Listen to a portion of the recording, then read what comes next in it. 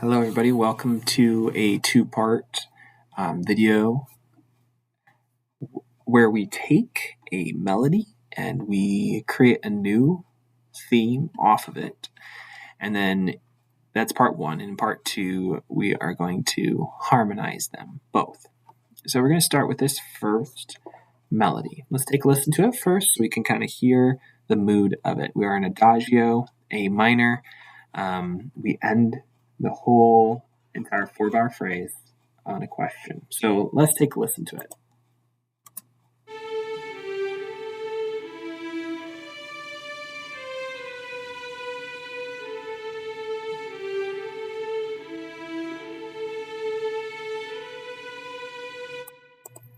All right, a pretty simple melody. What we're going to do in our process of creating a new theme based on this theme, we are going to break it down as much as we possibly can, and then we're going to backtrack it a little bit, and then we're going to use a point-based contouring to create a new melody that follows a similar mood. So let's start with as basic as we can get. We look at each of these measures. There's different notes that hold importance. This first measure, it's this A. So we're going to start by plugging in A, whole note. Now in the second measure, some might say this D is the most important note. But in reality, we have a 2-bar phrase going on here. There's a pause on this B. That B is important. It gives our ear a little bit of rest. So this D, if we're going to choose a note out of the whole measure, it's the B that's most important. Okay? This third measure is the exact same as this first measure. So what we're going to do is put another A in. Now, this measure, we have 2 notes of equal length, an A and a B. I mentioned earlier we end on a question. That question is more important than how we get to it, this A. So the question itself is more important than the A. So we're going to end on a B. Looking at this, very simple. A, B, A, B. That is the most basic shape we can get out of this melody. Let's break this down a little bit more, though. We're still going to start with an A. We're going to use half notes to break down this melody. Now, in the second half of this measure, we have an A and an E. This A has held prominence throughout this measure, so it is important. However, see this giant leap from this E way up to the D? This E holds importance, so we're going to replace this note with an E. All right. Then we have this D, C, B. The C is pretty short. It is not super important in terms of this point-based contouring. Okay, taking half note chunks at a time. We're at the same point as we were in the first measure, A, E, and then A, B. I keep jumping this down. This doesn't need to change from here because we're using half notes as our contour shape.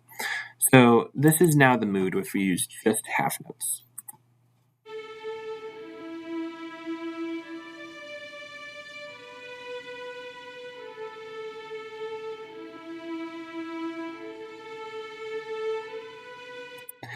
So I just want to explain this melody real quick before we go and change it. This first 4 bars, this is one phrase. In every phrase, there's always some sort of hidden secondary phrasing within. 2 bars. We have this half note that ends phrase 1A, and then we have this half note that ends phrase 1B to make this entire phrase 1. This is going to be really important as we go to write a new melody. So let's take this contour shape, this point-based contouring, and we're going to drop it down here, and we're going to write a completely new melody based off of this shaping. In this first melody, we want to stay away from this one key thing in this first melody as we write our second melody. It starts with a very clear motive. Dotted quarter, eighth quarter. Comes in every single measure. Sometimes it's a half note instead of a quarter note, though. But it always starts with dotted quarter, eighth quarter. So we're going to change this because we don't want to sound too much alike this first theme.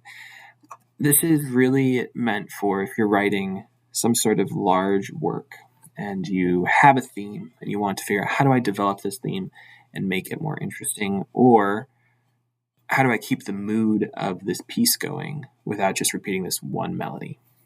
Okay, so use this as you would like, but let's go ahead and stop getting sidetracked and jump right into this. Okay? So we're going to start with an A. I'm going to start with just plain eighth notes. This is descending. So let me go ahead and descend my eighth notes here. I could go to an E right here if I followed this scale down, but then we're getting to it too early. I want to be pretty strict this time with my hitting these notes on the correct beat. Yes, this E was delayed from where it should be if I were to write it off of this. But I want to keep this melody pretty strict to it. So what I'm going to do is I'm going to skip around it and come back to it. Okay, and this will become a key motive of this new melody that I'm going to write. Is these eighth notes going to a half note or quarter notes? Let's see. I think I want to, because I really want this half note here to be a resting point for our ears.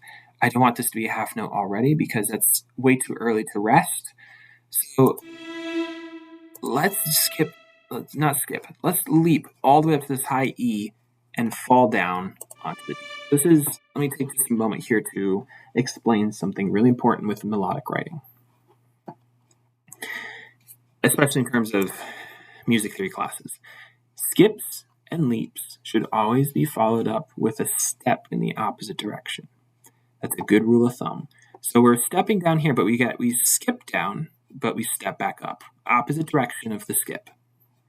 We leap and step the opposite direction. So we're following some really good rules here. Let's follow something pretty similar to this first little bit. Let's make this an important motive, these running eighth notes.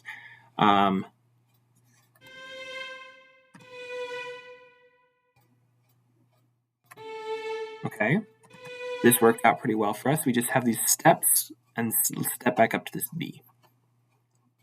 This is our first half of our phrase. We want the second half to imitate this first half. So let's just go ahead and copy this over because this is exactly the same, right? But we bump into a problem here. Can you see it? We have this giant leap followed by another leap. It's the opposite direction, but it's not going to sound satisfying to our ears. So let's go ahead and make this a leap where we can step back down to this A. That'll keep the same rhythmic idea from the first part of the phrase carrying through the second part of the phrase. And that'll just sound really satisfying to our ears. Hopefully this melody sounds the way I have it in my head, but we'll find out. This one, we can take a similar idea from this. Obviously, the step's up, so we can't be running our eighth notes down, but it's only a step instead of a skip. So we don't have as much room to use our eighth notes. So maybe we'll, okay, I see an opportunity here. This skip, step, opposite direction is important for this new melody, right? So let's go ahead and do it the opposite way. We skip up and step down. And we've successfully followed our contour, and we have a completely new melody that is distinct from our first melody. So let's go ahead and take a listen to these back to back and compare them a little bit. See if they feel like they're from the same sort of moodscape. All right, let's start from the beginning. I will only highlight violin 1, that way we do not hear this part down here. Let's give it a listen.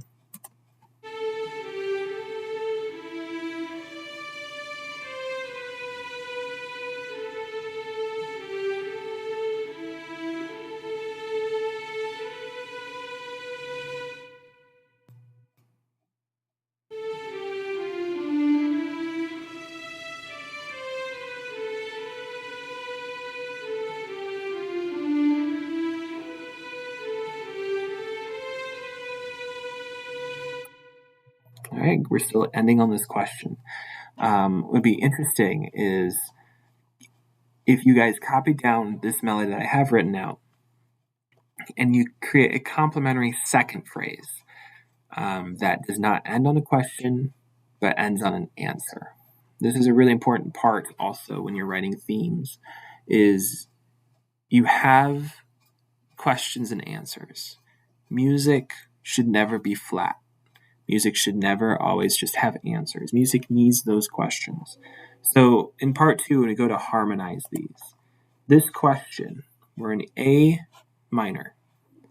A question in music is typically the 5 chord. We're going to feel like we need to go somewhere new now, or not somewhere new, but we don't want to end here. Both of these melodies, of course, have this question at the end of phrase 1. Maybe we should take this, maybe in part 2, I'll take this and make it into 2 whole phrases where it follows this similar idea that I took at this micro scale of 1A, 1B, my 2 micro phrases within a phrase, and apply that sort of same concept to phrase 2, where I copy the whole sort of idea of phrase 1 into phrase 2, but just end it on an answer. Hopefully this is helpful for you as you're looking to explore melody writing. If you have any suggestions or anything, go ahead and leave them in the comments. I'm interested to hear your guys' processes. This is just one way that I think about it. I don't always go this in depth as I'm doing it. My brain just kind of thinks about this as I'm writing it, but I really wanted to lay it out for you guys so you can kind of see what my thought process is as I do this sort of thing. But yeah, hope you guys enjoyed. Come back for part 2 where we harmonize both these melodies and we look at what we can do with the chord structure underneath to make this melody really pop and really sound good. So, see you in the next one.